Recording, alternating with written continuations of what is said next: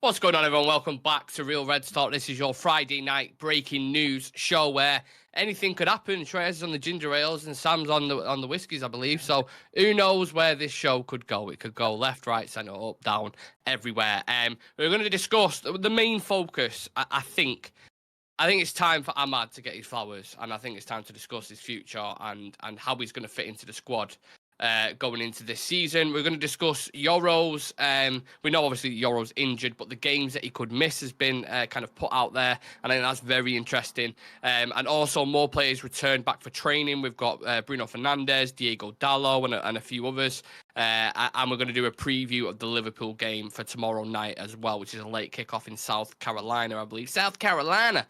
And maybe something interactive towards the end if we've got a bit of time.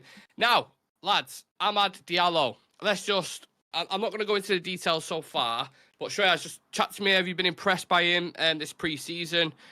Do we all feel what's the right word that I'm looking for? Do we feel like proud almost because we've been singing his praises, haven't we, for a while? I'm very happy. First off, that he's been able to do what he's able to do, and actually be able to do that on a consistent basis, getting minutes on a consistent basis in this preseason. And I think out of all the attackers that have featured for us in this preseason, he's been the best. Like outright, he's been the best attacker that's played for I'd us in say he's been preseason. a player, Shreyas. That's how far I'd go. Yeah, for me, top two is him, and then second is Mount for me in this Agree. preseason. Both of them have been absolutely amazing. But with Ahmad, I think the best thing is that we don't need to go into this window and go in for another right winger. I think he has absolutely punched his position down as the first choice for that right wing position. I don't care who comes in, how Ten Hag has to set up. Ahmad needs to be a part of this team in Yeah. whatever contention it is, but he definitely needs to be a part of his team. And you the thing is he's still so young. He's genuinely very, very, very young. There's still a lot more to his game that needs to be improved. And but the level that he's at right now, he can still be starting games for United week in and week out.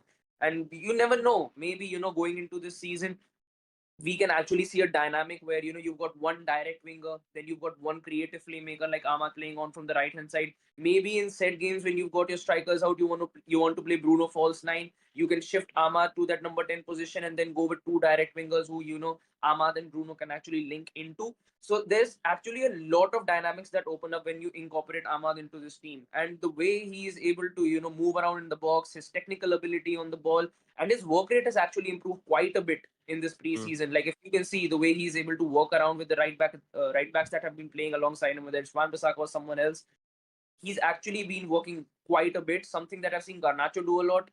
I'm seeing the shades of that in Ahmad as well.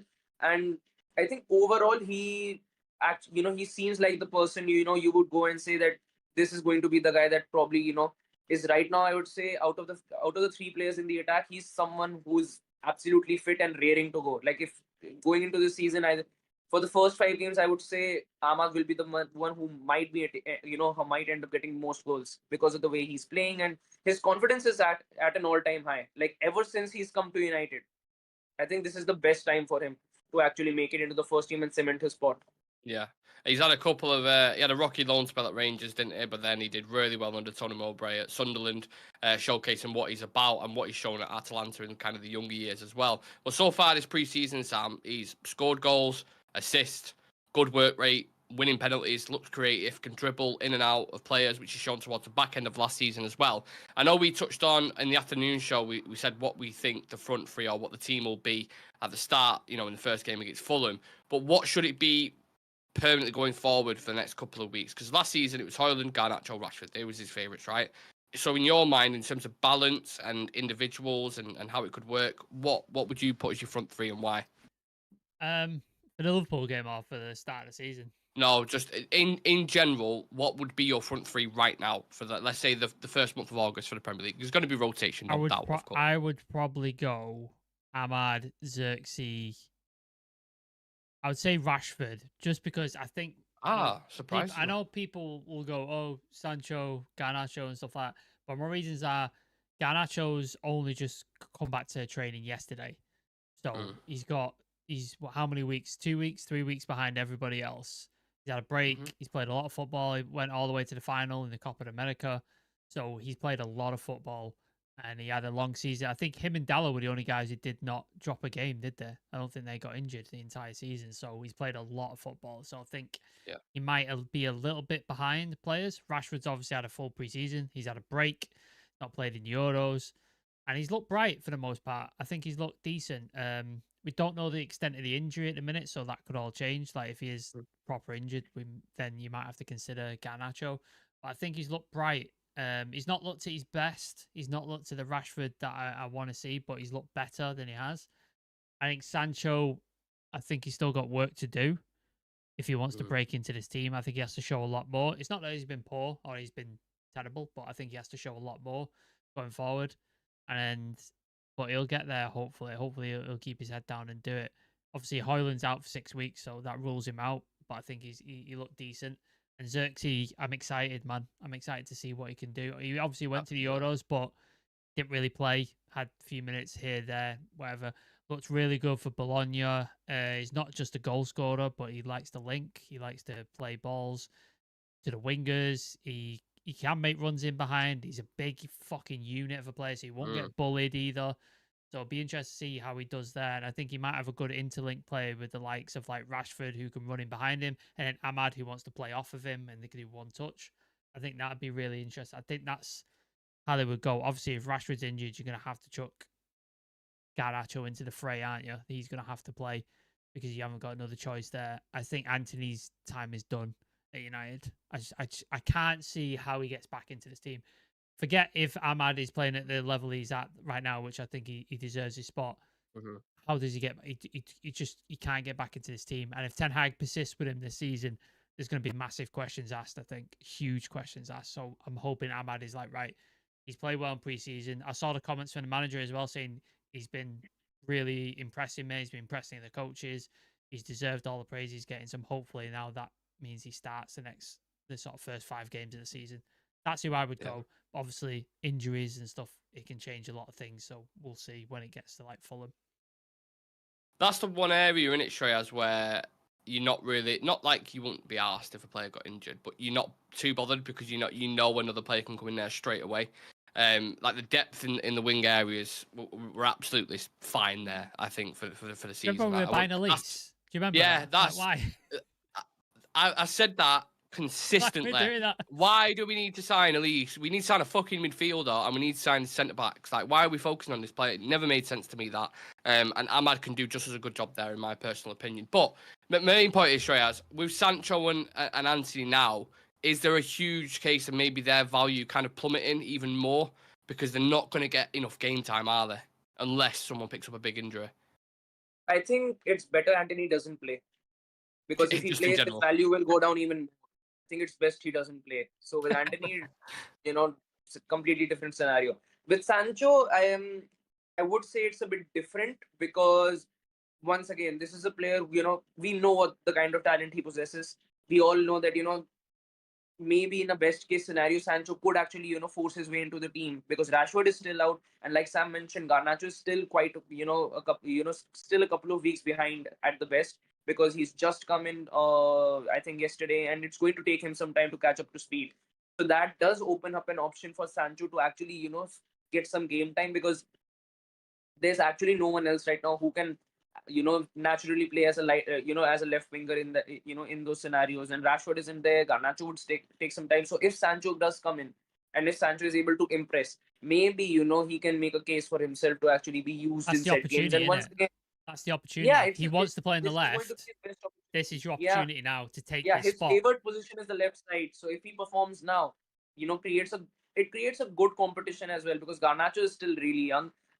He shouldn't have played the amount of games that he played last season. There needs to be a balance, when it comes to the amount of game time these players get. And if Sancho can actually break through, then it's actually a very good case for us because we are in the Europa League as well. We are going to be playing tons of games in the Europa League. We're going to be, and as bigger we know, format as well. Don't forget in the Europa League. Exactly. Yeah. And as we know, Ten Hag likes to, go with his first team or, his first set choice of players in every single competition. It's the FA Cup, Carabao Cup. He has to do it this season. And if Sancho is present, he does have a, he does have an option to actually rotate with. Last season, I do get it. that he only had Rashford, he only had Garnacho, and he only had in the later stages of the season Ahmad. Anthony was injured quite a bit last season as well. Rashford was in and out. There was a lot of controversy surrounding Rashford as well. Hoyland was in and out as well. Even when he got into a good goal streak, caught up an injury, and then we were in the same position all over again. I think having this sort of depth actually helps us.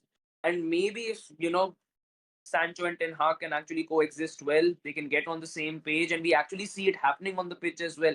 It creates a good situation for us because, once again, Sancho is also a really young player. He's what, 24, 23, around that sort Young, of age. yeah. Yeah. So. So, once again, there's still a lot of time with Sancho. So, it's a good situation because it's not, it's not a case where he's like turning into 30 or 31.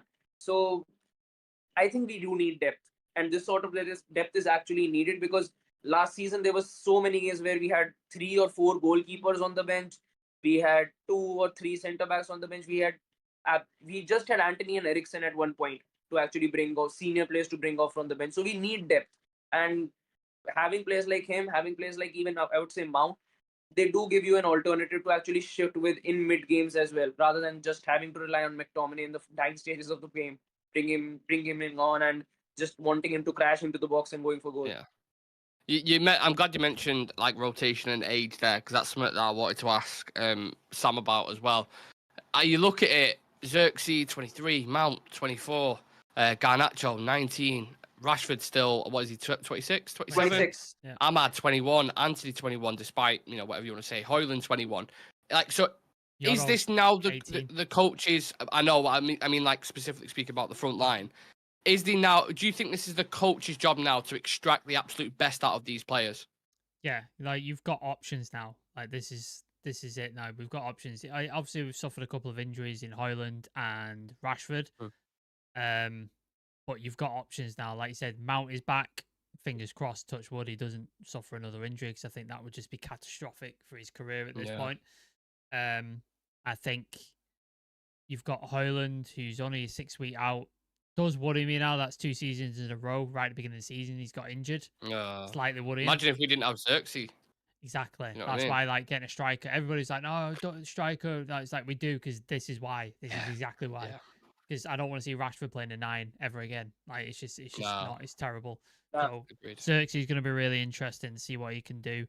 From what I looked at, he doesn't have a massive history of injuries. Like, his injuries thing is pretty few. But obviously, it's his United, so we'll probably break him at some point, because we seem to break everybody else. Oh yeah. But then we got options on the right. Like I said, Garnacho could play out there, Sancho could play out there, Mount could play out there. Amads obviously nailed the spot down the left. You got the same thing. You got Sancho, you got Rashford, Garnacho.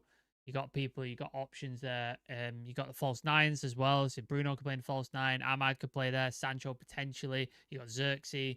So we've got options in that front line. So there is no excuse to not rotate, depending on the opponent and depending on what sort of like tactical flexibility or tactical setup you want to do. And there's no reason not to rotate if players are reaching the red line in training and they're like starting to like muscle cramps and injuries. It's like, all right, let's take him out for a week or take him out for a game. Put this guy in. Stays like Hoyland. Oh, my hamstring's feeling a bit tight. Right, cool. You come out of this game. Xerxes, you play this one. Or Garnacho, he's played 3-4 games in a row. Right, cool. You come out. Sancho, you go in for 2 games. That's what it needs to be. We need to have that rotation. But then at the same time, the drop in quality needs to be not absolutely into the floor, which I think you've got with the likes of Amad, Xerxes, Hoyland, Rashford when he's on form, Sancho when he's on form, Bruno, Mount, etc. I think you have that. But it's all about maintaining those levels, because we saw those levels dipped severely with a lot of players last season. Rashford wasn't at it. Sancho wasn't at it. A lot of them, Anthony, I don't think he's ever been at it for United, but that's by the by. So you've got options and you need to rotate. And then we've got the young players as well in other positions that are coming through that you can use for certain times as well. So yeah, manager has to rotate. He has to change his thinking on playing the same people day in, day out, day in, day out, because it just breaks people. We saw that the amount of injuries we had. Like, I know some of them were unlucky and some of them were circumstantial, like Leacher, people landing on him, whatever. But others were just through like the grind of the games and just constant playing. And even Bruno broke down at the end, and he never gets injured. Yeah, even he was hobbling. So like you need to sort of look at that. So hopefully the manager sees that and he's now building a squad with a bit of depth, and hopefully there's more transfers to come in to supplement the further like in the midfield and in the centre back as well. Yeah, Ten Hag described it as survival of the fittest, didn't it? And that's something that's going to stick in my head, I think, for the rest of the season. I think there's going to be a lot of journalists, a lot of people like ourselves on fan channels referring back to that comment, survival of the fittest, because how competitive the fixture list is and how frequent it is as well. Sometimes there's going to be games being played 3 times a week, Carabao, Premier League, Champions League, Europa League, of course, for us. So it's going to be jam-packed. So if you don't rotate in that sense, then you're making a rod for your own back. Yeah. Eric Ten Hag, I think we all kind of agree on that one. Right, what is all these lovely people saying in the chat? Nice to see everyone. Hope you're all well, enjoying your Friday night. Of course you're enjoying your Friday night. You're watching this. Amad deserves to have that right side spot. He's been great, says Dan Fenton. Yeah. McMillan says, see Højlund being fed best by Amad and Sancho and deep lying. Xerxes brings the direct Rashford and Garnacho more into the game. Absolutely. Mm-hmm. We have different players to play different systems. Rashi, Højlund, Garnacho, Amad off the bench, says Punch Pain. I think Ten Hag will do that, but I would personally put Amad on there. I put Garnacho on the left. I don't know how he can deny Amad at this point. Well, we were saying that last season, though. No, but he has to check. Like Ineos has to get into him this season and be like, you cannot continue with this. Yeah, this is not going to continue because you will lose your job. Last season, he didn't get any, any considerate game time, and then ultimately he was brought into the team. Right now, he's coming off that good season in the last 4 to 5 games of the season. In this preseason, he's outright one of our best performers. He needs to be starting on that right wing position. I remember that 1 10-minute cameo against Nottingham Forest, and I was like, and we all said after it on the live review. Yeah. Why on earth is he only just fucking playing now? And then he was off for the next 6 to 7 games. And then Ten Hag would mention like, oh, it's because he had an injury, and it's like, fuck off! You've brought everyone else back dead quick who's had just like huge injuries. That's bullshit. Don't give me that shit. Yeah. But he's obviously come to realise now. He's like, it's undeniable. Like he has to, or at least I hope he's realised, and he has to play. Richard Hawkins, 100% went to 323 games last year, and Harry is great. I'd let Harry start and blow them out of the water. I am liking the Amads praise at the minute. I think he's another one as well who helps Rashford out. So if you can have someone like that, I think going forward is very positive. It's a Luke Shaw regen, and he's very Luke Shaw like. And if hopefully not with injuries though. So. Oh God, please no. Yeah. If by the way, I know I gave out a load of membership gifting in the 12 o'clock show. So if you are a new member or you're a previous member, me and Nick did a youth review on Harry Amads and Shea Lacey. And so far, we're getting proven right on Harry Amads. Obviously, Shea Lacey's had an injury and he's back in training, but Harry Amads is getting proven. He's just come back, right? Shea Lacey. He's just come back. So it's probably a bit too late for him this season, Shea Lacey, unfortunately, but he's still a talent. But Harry Amads looks like he's about to punch his way through, and I'm excited for it. I think we have, just with you mentioning that there, we've got such a giant pool of young talent at the moment. That's the most exciting thing about United at the minute. And if you can get the right senior players around them, they will grow up to be top players, and you still have longevity then. I think Amads and this other young left back as well, Murray. I think both of them Murray, absolutely amazing, absolutely amazing. Yeah. Every time I hear his name, though, I just think of the Joker. He goes Murray. That's every time I see his name, I think that I can't get it out of my head. Murray's more physically developed than Amads. Like Amads looks a bit smaller, but I think Amads is more aggressive and more technical than Murray, so it's just depending on what he's more rapid as well. Yeah, Amads is absolutely rapid. He's not too bad. Simon Davis, the players should be consensus enough to realise they choose the team depending on what Eric Ten Hag witnesses in practice and games. Simple. Yep. I still believe we get Tony. I don't know what's going to happen with that one. That's not happening. Like I don't know. I'd love to see it, because imagine having your striker options as Højlund, Xerxes, and Tony. Yeah, that's frightening. Fantastic. It's fucking frightening. Yeah. But I just don't see it, because if they want 40 million, we need to spend that on a centre back. We need to spend that on a defensive midfielder, possibly on a full back. Right? Yeah, agreed. I think the harmony of the squad might tip a little bit there if you bring Tony in, because he's going to want to start. How much is he going to want as well? He's going to want a pay bump. I don't know what he's on at Brentford, but he's going to want a fucking bump on that. Funnily enough, I was listening to something the other day. He's not Brentford's highest paid player. Is he not? Like, by a thing. No, he's either joint or he's second or third. I can't remember who it was. Someone researched it. It was in the chat. But yeah, he's not their highest paid player. But I know he's still on around 90 to 100k. So if he's coming to United, it's going to be 150 to 200, isn't it? Yeah. Yeah. Right, let's move on to another young talent then. Leny Yoro, we all know the situation with him. We all know it's probably metatarsal, 3 months. We know the crack with that. But an image got put up before from Sky Sports revealing the games that he could miss. So City, Fulham, Brighton, Liverpool, Southampton, Palace, Spurs, Villa, Brentford and West Ham in the Premier League. They're the games he could potentially miss. Could return in November. And when was it, last season, who returned in November from a pre-season injury? Do you remember? Kobe fucking Mainu. Kobe fucking Mainu. And had a fantastic season. So if anything, I'm not really a superstitious guy or whatever, but if anything's to go by, then hopefully he does come back and have a good season. But do you think, Sam, this will affect his confidence, Yoro, having such a big injury, young kid? Nah, he doesn't seem the type, does he? He seems quite confident in his own abilities. He knows what he was worth. He was waiting for Madrid, which it seems to me that in his head he thinks he's capable of playing for Madrid at that young age. He came and played that game for us, and he didn't look out of place whatsoever. Didn't look like it was his first game for a big club. Didn't look like he was nervous. Didn't look like he was anticipating anything. He was just, yeah, this is my game. This is our place. I think he'd be fine. It's a bit annoying because especially with pre-season, you're always we play too many games in pre-season, people get injured, blah blah.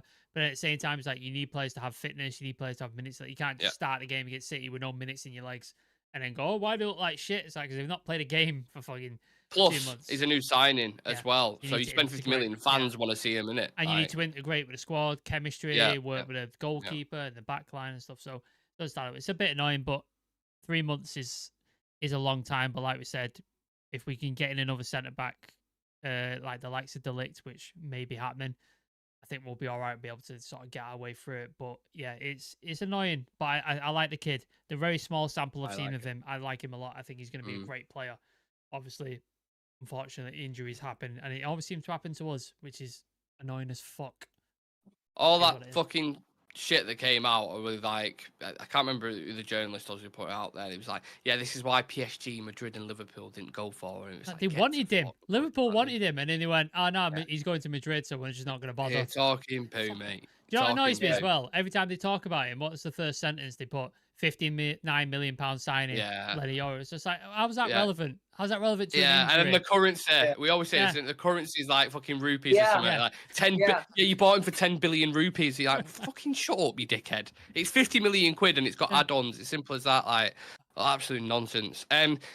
Had this not happened, Shreyas, and he didn't pick up this injury, how much game time do you think he would have got? I know it's hard to predict, but based off what you saw, based off the price tag, how many games do you reckon he would have got?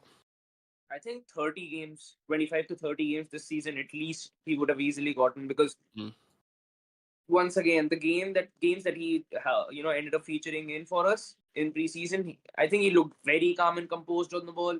His passing was pinpoint accurate as well. The way he was able to find the wingers while spreading the ball out from the back, something we've seen Lisandro do a lot. I was able to see that in him as well.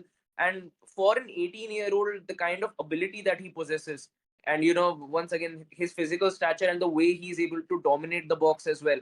Yeah. I think he can complement Lisandro very, very well. Yes. And with his age profile, actually, complementing, I would say, Lisandro as well, that centre-back duo can actually go on for at least the next 5 to 6 seasons. Yeah, the only thing, fingers crossed. But I still think that, even though I think Yoro is absolutely amazing and he's worth every single penny that we paid, we do need another centre-back.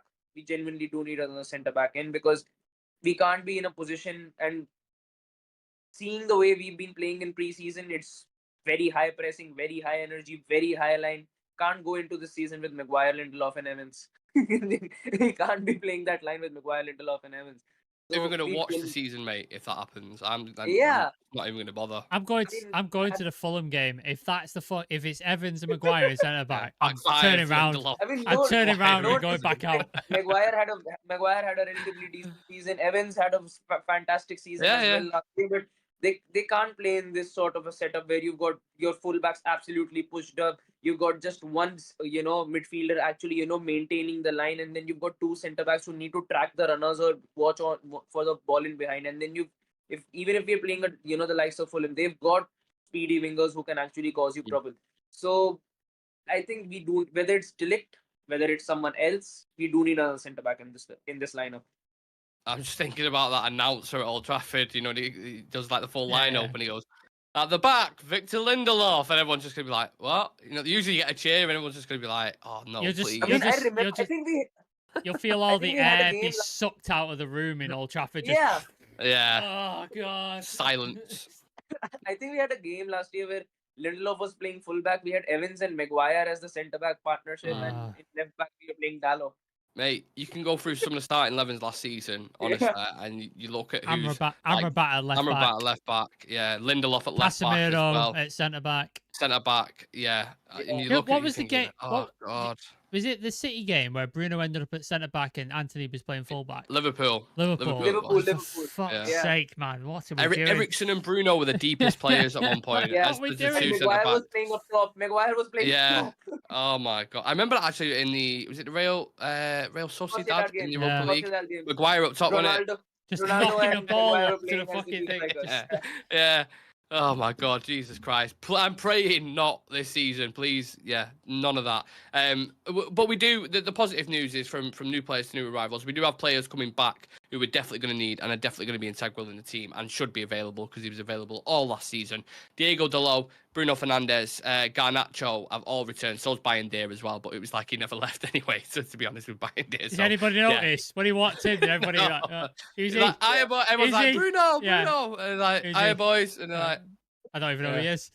Has he played Yeah, for us? new dinner Is he leader. new? Is he new signing?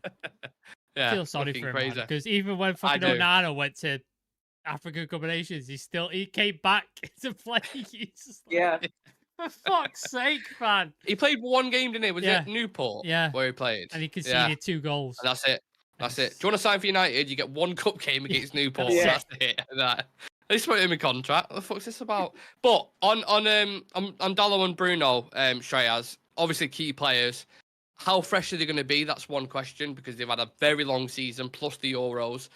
What are you expecting from both of them as well in terms of player development? Because Diallo seems to be getting better and better now, doesn't he? Yeah, I think Diallo is someone I'm very, very excited about. I think he ended last year very strongly. I hope that he can actually pick up where he left off. And I expect a big season from Diallo this year. I think with his availability and on top of that he's quite well rounded. Like last year he ended up becoming much more well rounded as a fullback. I would say his positioning was a lot better. He was out of position on the I would say.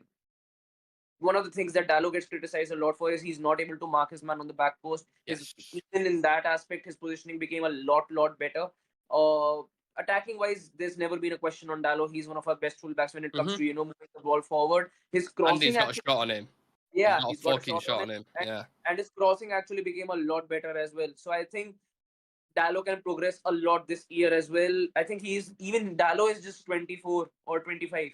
So there is still a lot of development to get on him. There is no telling how much better he can actually get. But I think he's got the right manager he's working under, and I think this sort of system actually works to his favor. I think this sort of profile actually helps him because he loves to move forward with the ball. He loves to press. He's got very high energy. He's very mobile, and in those areas where you need to cross the ball, tuck it inside from that right, left back or even right flank right back position. I think he's one of the better fullbacks that we have at this club right now. So Diallo I expect a lot from.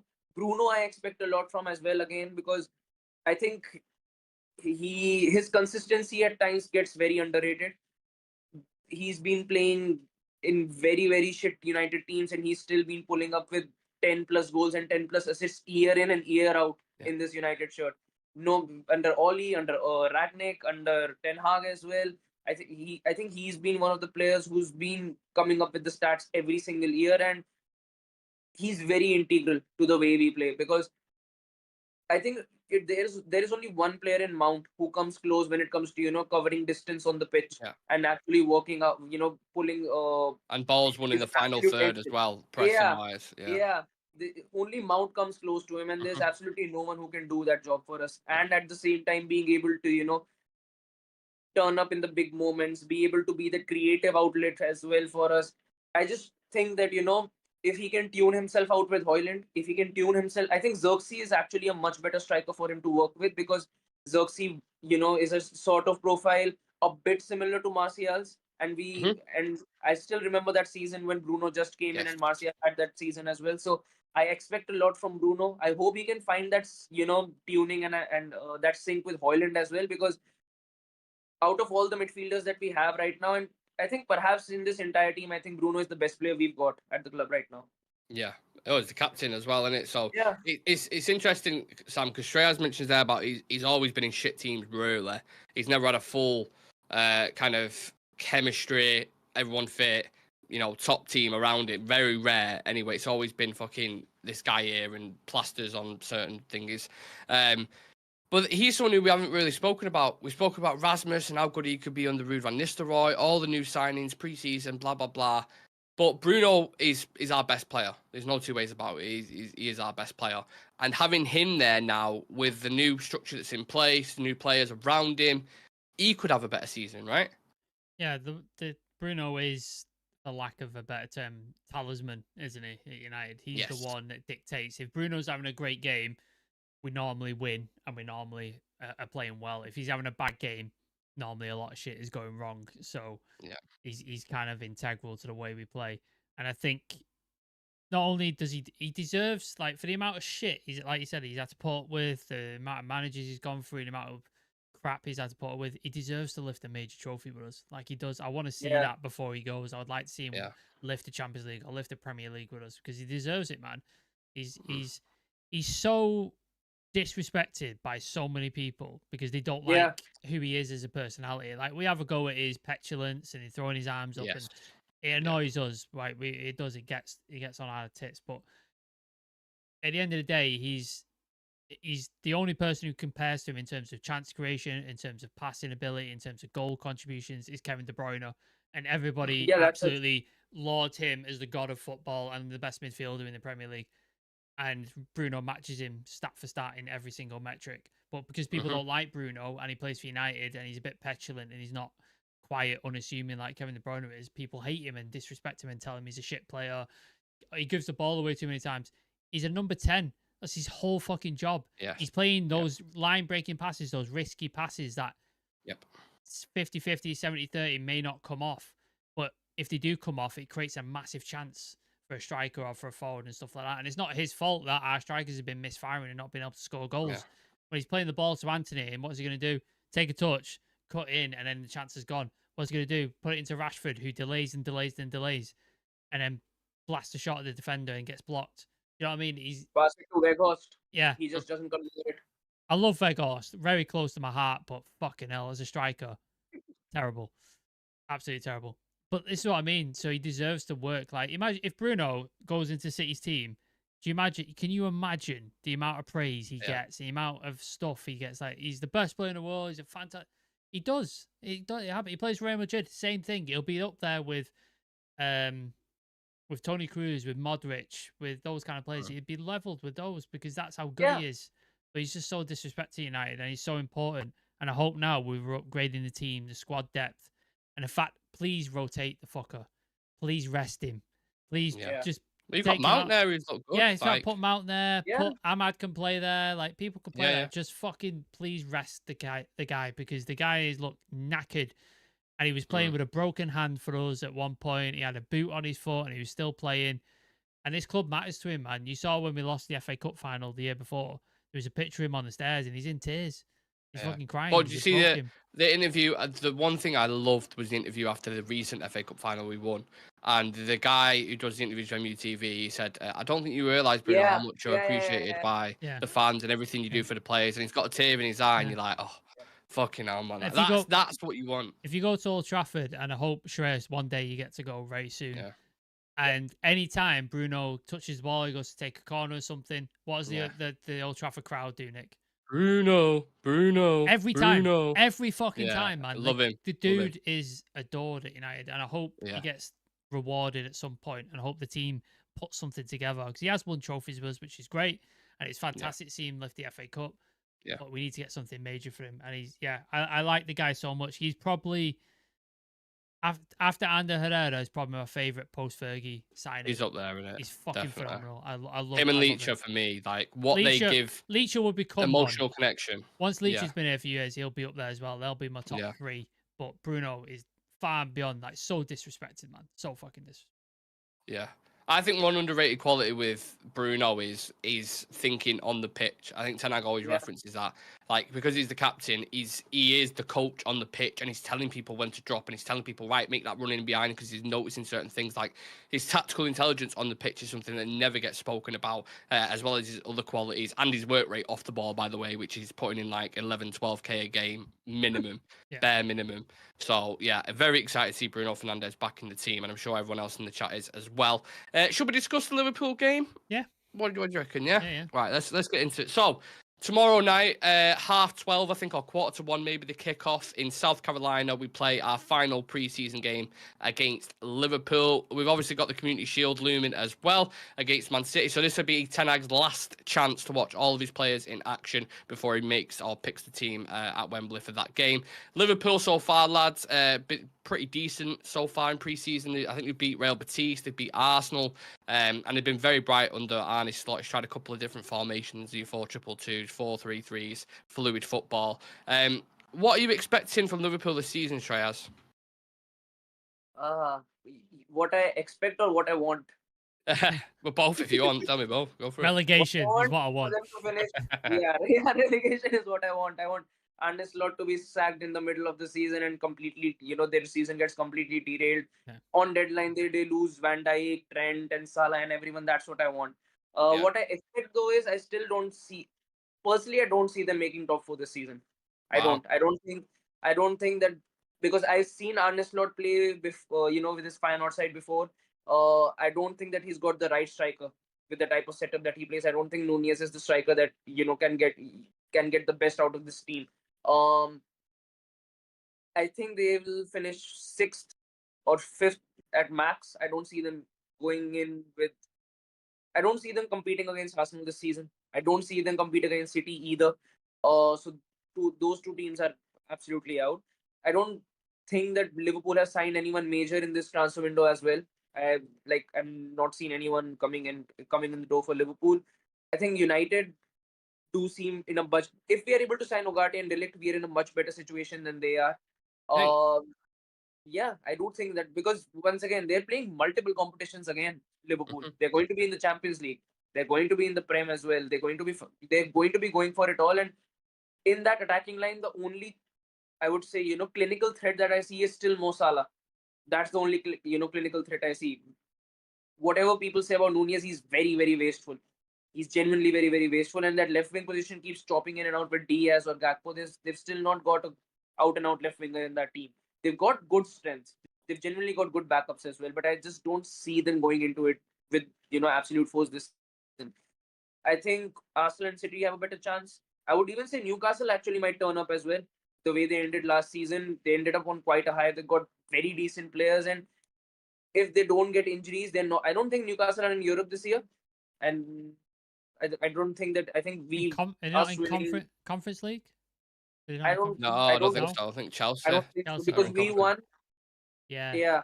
So because they're not even in Europe, they've got a much better chance to actually make it into the top 4 this year again. They've got decent players, so I just don't see it happening for Liverpool personally, because Klopp was a big X factor for them. In many games, Klopp was a very, very big factor. So for Arne Slot to come in and recreate that magic, it's going to take some time. Yeah, I think there'll be a bit of a honeymoon period. I think they might actually start quite well.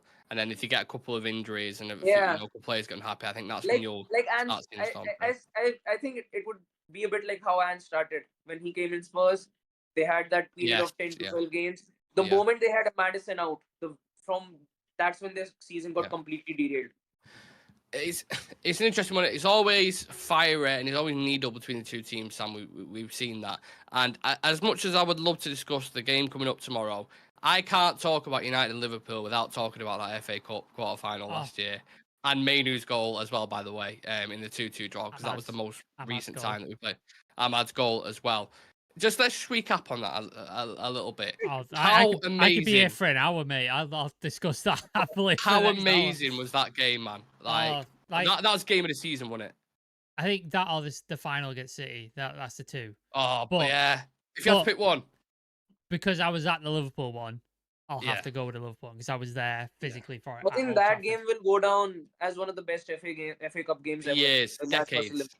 Yeah. Like that FA Cup win means so much more because the fact that we beat Liverpool and then we beat City in the final to do it is like, do you know what I mean? Like, do you know when you have your pasta meal and they go, "Do you want cheese on that?" You're like, absolutely, Parmesan, fucking just and Black just pepper, grate the fuck everything, absolutely. just put it on all there. on. Yeah. Like it's the best thing ever. Oh, it's like when you go to like, you ever been to the pub? Well, you won't have Shreyas, but you go to the pub and you go for the pint. And the car machine's not working. The guy goes, "Just take it," and you go, Yeah. "Give me result," and you just go back with a free pint. It's that kind of feeling. It's just so much better. But yeah, that Liverpool game was amazing. Like, not only was it entertaining, it was just end to end. Both teams going blow for blow. It was like, do you know, the Rock'em Sock'em MMA fighters where you just get in the middle and just that fucking Just fucking scrap. going Matt at each other. Holloway. That's all it was. And then somebody lands a knockout blow at the end, and that was Amads. Yeah. The fucking just overhand right bang and drops Liverpool. And not only that, it was Klopp's last season, his farewell tour, and he ends up with fuck all. No FA Cup, no Premier League, and he loses to his rivals in it. That what game they called actually changed the course of their season. Yeah. That game against us in the Destroyed FA Cup everything. completely changed it. Yeah. They lost in the Europa League. They lost everywhere after it. And it's one of the worst United teams ever, according to everybody else. It's the shittest United team ever. We had our worst season ever, and we knocked Liverpool out. And for Amad Diallo, it was almost poetic, wasn't it, for him, the guy who's been misused, not played enough. Everybody's calling for him. Everybody's saying he needs to play, and he scores the winner. And it's a shit ball from Garnacho as well, by the way. Fucking piss poor ball from Garnacho. He plays it, and there's not enough pace on it, and it's behind him. So he's having to pull his foot back to get his foot round it. So when he takes on the shot, it's a very difficult shot, and he just fucking buries it in the corner and runs away. And not only that, he gets sent off for it. He takes his shot. Yeah. That's what I'm saying. If you're designing a game, it has everything. Everything you want. You go 1-0 up early, there's a big buzz.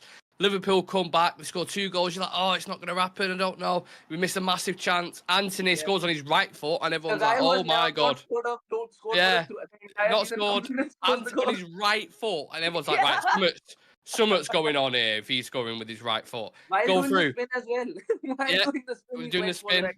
Rashford misses a massive chance, and you're like, oh, that last one, that Rashford one, I was like, it's over. It's fucking over. It's there. That's it. We're done. Extra time, fucking score again. You're like, oh, what the fuck's... It's such an emotional roller coaster. And then Rashford comes back and finally gets his goal when he's in a bit of a damp patch. You're like, oh, it's going off again. And then a fucking corner, 120th minute. You're like, oh no, they're going to score off this set piece. Amad wins it, and then it's like, right, counter attack 2v1, and everyone's like, fucking come on. And he finishes it so well. And like you said, the pass from Garnacho was, oh my God. I can't tell you how many times the next day I watched that goal with Titanic music behind it. I swear to God, it was like... I lost my voice incredible. the night, like when I left Old Trafford. I lost my voice. And I left a bruise on my girlfriend's arm where my fingers were because I grabbed onto her fucking arm so hard when the goal went in. It was so insane. And it still wasn't our toughest game in our FA Cup run. No. Yeah. Coventry was the toughest one. Yeah. That's what I'm saying. It was such like we almost went out as well. Coventry, we almost went out. Yeah. I mean, Sam, you've met my girlfriend. Very, very shy, very, very quiet. I've never seen her as feral at that game in my life. She was going nuts, absolutely nuts. Even I was like looking at a point, I was like, fucking hell, it was just crazy, absolutely. But that's what it's all about. That's the kind of shit that you remember. Now, the game tomorrow night isn't, I doubt it's going to be like that. The game tomorrow, we care. Yeah, it's pre-season. You know, you have to tone it down a little bit, but it's always nice to look back at these kind of things because that was... Depends on the result. By far, that and the final, like you said, lads, that is by far my favourite moments of last season. And that's what football is all about. And that's why we fucking watch it. So, yeah, look, it's not going to be that tomorrow. But it will still be relatively interesting. I still think there'll be a few goals either side because that's the way pre-season games have been going at the minute. But it's a good tune-up as well for the Community Shield. So maybe we'll start to get a bit more of an idea of where the team's going and how we're going to be playing heading into that one.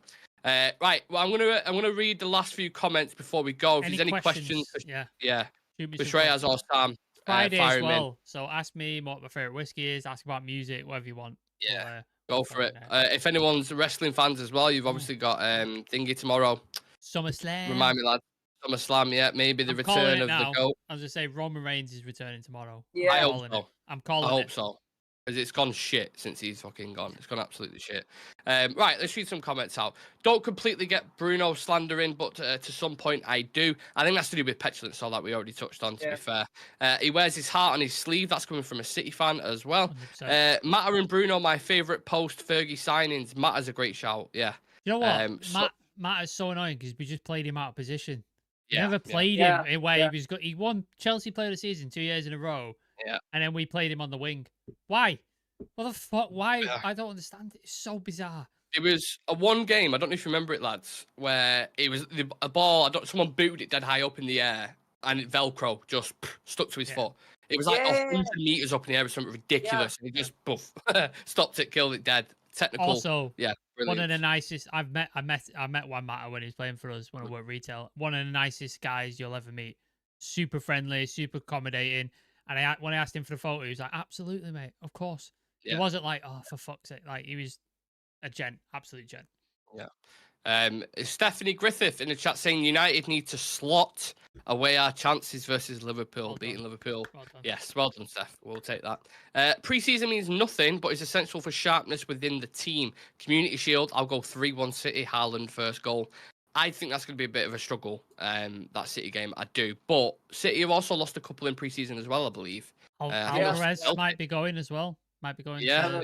So I think Haaland's got a bit of an injury as well. Correct me if I'm wrong, Simon. You'll know more than myself because obviously I haven't been watching City pre-season. But yeah.